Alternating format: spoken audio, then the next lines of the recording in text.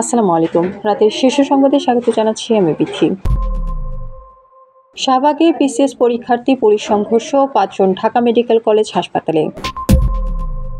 অনুসন্ধান বাধাগ্রস্ত করতে চাপ প্রয়োগ করলে তাদের নাম প্রকাশ করা হবে দুদক চেয়ারম্যান। বেগম খালেদা জিয়ার শারীরিক সর্বশেষ অবস্থা জানালেন চিকিৎসক। রাজধানীর করাইল বস্তিতে ভয়াবহ আগুন, নিয়ন্ত্রণে ১৯ ইউনিট। প্রবাসীদের ভোটার নিবন্ধনের সময় বাড়াতে আবেদন করেছে বিএনপি। ভুয়া পর্যবেক্ষক ধরতে ব্যবহার হবে কিউআর কোড, ইসি সানাউল্লাহ। গণভোটে ব্যালট হবে ভিন্ন রঙের, বুধবারের মধ্যে গেজেট প্রকাশ, আসিফ নজরুল। সেরে উঠুন দেশনেত্রী, আপনার প্রতীক্ষায় বাংলাদেশ। প্লট বরাদ্দে দুর্নীতি, পরিবারসহ হাসিনার মামলার রায় ১ ডিসেম্বর। বিএনপির মূল লক্ষ্য একটি স্থিতিশীল, সমৃদ্ধ ও সুখী বাংলাদেশ গড়ে তোলা, আমির খসরু। অতি গোপনে চুক্তি করার ম্যান্ডেট নেই সরকারের, সাইফুল হক। দারিদ্র্য সীমার নিচে যাওয়ার ঝুঁকিতে বাংলাদেশের ১/৩ মানুষ, বিশ্বব্যাংকের প্রতিবেদন। সমুদ্র খাতে সহযোগিতার প্রস্তাব দিয়েছে পাকিস্তান। এবং যুক্তরাজ্যে ভিসা জালিয়াতি করলে ১০ বছরের ভ্রমণ নিষেধাজ্ঞা, হাইকমিশনার। শুনছিলেন শিরোনাম, এবার বিস্তারিত। লিখিত পরীক্ষা পেছানোর দাবিতে ৪৭তম বিসিএসের প্রার্থীদের সঙ্গে পুলিশের সংঘর্ষ এবং ধাওয়া পাল্টা ধাওয়ার ঘটনা ঘটেছে। এ সময় আন্দোলনরতদের মধ্যে ৫ জন আহত হয়েছেন।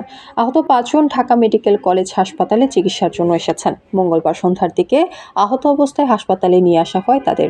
আহতরা হলেন শাকিল আহমেদ, আশিকুর রহমান, শাহিনুর, আবরার, শাহরিয়ার উল্লাস ও রিয়াজ। এদের মধ্যে শাহিনুরের মাথায় লাঠির আঘাত রয়েছে। ঢামেক হাসপাতালে পুলিশ ক্যাম্পের ইনচার্জ পরিদর্শক ফারুক জানান, সন্ধ্যার দিকে শাহবাগ থেকে ৫ জন বিসিএস প্রার্থী আহত হয়ে হাসপাতালে আসার পর জরুরি বিভাগে তাদের চিকিৎসা চলছে। দুর্নীতি দমন কমিশনের চেয়ারম্যান মোহাম্মদ আব্দুল মোমিন বলেছেন, দুর্নীতির তদন্ত বা অনুসন্ধান বাধাগ্রস্ত করতে আগামীতে কেউ চাপ প্রয়োগ করলে তাদের নাম প্রকাশ করা হবে। মঙ্গলবার দুদকের প্রতিষ্ঠাবার্ষিকী উপলক্ষে সেগুনবাগিচায় দুদকের সম্মেলন কক্ষে এক মত বিনিময় সভায় তিনি একথা বলেন। দুদকে অযাচিত চাপ প্রয়োগ করা হয় কিনা এমন প্রশ্নের জবাবে চেয়ারম্যান বলেন, দুদকে অযাচিত চাপ প্রয়োগ করলে আগামীতে তাদের নাম প্রকাশ করে দেব। রাজধানীর এভারকেয়ার হাসপাতালে চিকিৎসাধীন বিএনপি চেয়ারপারসন বেগম খালেদা জিয়ার শারীরিক অবস্থা স্থিতিশীল বলে জানিয়েছেন চিকিৎসক। তিনি এখন হাসপাতালের কেবিনে রয়েছেন। পূর্ণ সুস্থতার জন্য সময় প্রয়োজন। মঙ্গলবার সন্ধ্যায় অধ্যাপক শাহাবুদ্দিন তালুকদার গণমাধ্যমকে বলেন, ম্যাডাম এখনও কেবিনে চিকিৎসাধীন রয়েছেন, তার শারীরিক অবস্থা স্থিতিশীল রয়েছে। বিএনপি চেয়ারপারসনের মেডিকেল বোর্ডের সদস্য অধ্যাপক FM সিদ্দিকী জানিয়েছেন, খালেদা জিয়ার ফুসফুসে ইনফেকশন হওয়ায় চিকিৎসকদের নিবিড় পর্যবেক্ষণে চিকিৎসা চলছে। এছাড়া মেডিকেল বোর্ডের অপর সদস্য ও বিএনপি স্থায়ী কমিটির সদস্য অধ্যাপক doctor AZM Zahid Hossain BNP চেয়ারপারসনের সুস্থতায় দেশবাসীর কাছে দোয়া চেয়েছেন। রাজধানীর করাইল বস্তিতে ভয়াবহ আগুনের ঘটনা ঘটেছে। মঙ্গলবার বিকেলে ৫টা ২২ আগুন লাগার ঘটনা ঘটে। এ সময় আগুন দ্রুত বস্তির ঘরগুলোতে ছড়িয়ে পড়ায় আগুনের তীব্রতা ভয়ঙ্কর আকার ধারণ করেছে। দীর্ঘ যানজটে ৪০ মিনিট পর ঘটনাস্থলে ফায়ার সার্ভিসের ১৯টি ইউনিট কাজ করছে। আগুন নিয়ন্ত্রণে ফায়ার সার্ভিসের মোট ১৬টি ইউনিট পাঠানো হলেও ঢাকার তীব্র যানজটের কারণে ঘটনার ৩০ মিনিট পরও সব ইউনিট ঘটনাস্থলে পৌঁছাতে পারেনি। মধ্যপ্রাচ্যর সৌদি আরব সহ বিশ্বব্যাপী প্রবাসী ভোটারদের নিবন্ধনের সময় বাড়ানোর আবেদন জানিয়েছে বিএনপি। কারণ সৌদি আরবে প্রায় ৩৭ লাখ প্রবাসী বাংলাদেশি থাকে। বিএনপি চায় কোনোভাবেই যেন প্রবাসীরা ভোটাধিকার বঞ্চিত না হন। মঙ্গলবার রাজধানীর আগারগাঁও নির্বাচন কমিশন অফিসে প্রধান নির্বাচন কমিশনার AM নাসির উদ্দিনের সঙ্গে সাক্ষাৎ শেষে এসব কথা জানান বিএনপি স্থায়ী কমিটির সদস্য নজরুল ইসলাম খান। এ সময় নজরুল ইসলাম খান বলেন, প্রবাসীদের ভোটার করার ব্যাপারে প্রথম দাবি তুলেছিল বিএনপি। ২০১৬ সালে বিএনপি চেয়ারপারসন বেগম খালেদা জিয়া ঘোষিত ভিশন ২০৩০ ও পরে বিএনপির ভারপ্রাপ্ত চেয়ারম্যান তারেক রহমান ঘোষিত ৩১ দফায় প্রবাসীদের ভোটাধিকার নিশ্চিত করার কথা বলা হয়। নির্বাচন কমিশনার আবুল ফজল মোহাম্মদ সানাউল্লাহ বলেছেন, স্বচ্ছ নির্বাচনে কেউ ব্যত্যয় ঘটাতে চাইলে ন্যূনতম ছাড় দেওয়া হবে না। ভুয়া পর্যবেক্ষক ধরতে ব্যবহার হবে কিউআর কোড। মঙ্গলবার নির্বাচন ভবনে পর্যবেক্ষকদের সঙ্গে আয়োজিত সংলাপে অংশ নিয়ে তিনি এমন হুঁশিয়ারি দেন। সানাউল্লাহ বলেন, বাংলাদেশের ইতিহাসে সবচেয়ে স্বচ্ছ নির্বাচন হবে ২০২৬ সালে। এ ব্যত্যয় যে করতে চাইবে তাকে ন্যূনতম ছাড় দেওয়া হবে না। আগামী সংসদ নির্বাচন অংশগ্রহণমূলক হবে। কোনো পক্ষপাতিত্ব করতে পারবে না পর্যবেক্ষক, ব্যক্তি ও প্রাতিষ্ঠানিকভাবে। ভোটারদের সুবিধার্থে গণভোটের ব্যালটপত্র জাতীয় নির্বাচনের ব্যালটপত্র থেকে ভিন্ন রঙের হবে। আগামী বুধবারের মধ্যে এ সংক্রান্ত গ্যাজেট প্রকাশ করা হবে। মঙ্গলবার উপদেষ্টা পরিষদের সভায় গণভোট অধ্যাদেশ অনুমোদন দেওয়া হয়েছে। রাজধানীর ফরেন সার্ভিস একাডেমিতে এক ব্রিফিংয়ে এ তথ্য জানান আইন উপদেষ্টা আসিফ নজরুল। আসিফ নজরুল বলেন, গণভোটের প্রশ্ন থাকবে একটি, হ্যাঁ অথবা না ভোট দিতে হবে। জাতীয় নির্বাচনে ভোটের সময় হবে গণভোট। গণভোটের ব্যালট জাতীয় নির্বাচনের ব্যালট থেকে পৃথক রঙের হবে, যাতে কেউ দ্বিধার মধ্যে না পড়েন। সংসদ নির্বাচনের জন্য যেসব সহকারী রিটার্নিং প্রিজাইডিং অফিসার বা পোলিং অফিসার নিয়োগ করা হবে, ওনারাই গণভোটের একই দায়িত্ব পালন করবেন। বিএনপি চেয়ারপারসন ও সাবেক প্রধানমন্ত্রী খালেদা জিয়া রাজধানীর এভার কেয়ার হাসপাতালে নিবিড় তত্ত্বাবধানে আছেন। তার দ্রুত সুস্থতা ও আরোগ্য কামনা করেছেন দলটির মহাসচিব মির্জা ফখরুল ইসলাম আলমগীর। মঙ্গলবার নিজের ভেরিফাইড ফেসবুকে একটি আবেগঘন বার্তা সংবলিত ফটোকার্ড শেয়ার করেন তিনি। এতে লেখা ছিল, সেরে উঠুন দেশনেত্রী, আপনার প্রতীক্ষায় বাংলাদেশ। ক্ষমতার অপব্যবহার করে রাজধানীর উন্নয়ন কর্তৃপক্ষের পূর্বাচল নতুন শহর প্রকল্পে সরকারি প্লট বরাদ্দ নেওয়ার অভিযোগে ক্ষমতাচ্যুত প্রধানমন্ত্রী শেখ হাসিনা সহ 17 জনের বিরুদ্ধে করা মামলার রায় ঘোষণার জন্য আগামী 1 ডিসেম্বর ধার্য করেছেন আদালত। মঙ্গলবার ঢাকার বিশেষ জজ আদালত 4-এর বিচারক মোহাম্মদ রবিউল আলমের আদালত এসব মামলায় আসামিপক্ষ ও দুদকের যুক্তিতর্ক উপস্থাপন শেষে রায়ের এদিন ধার্য করেন। দুদক প্রসিকিউটর তরিকুল ইসলাম এ তথ্য নিশ্চিত করেন।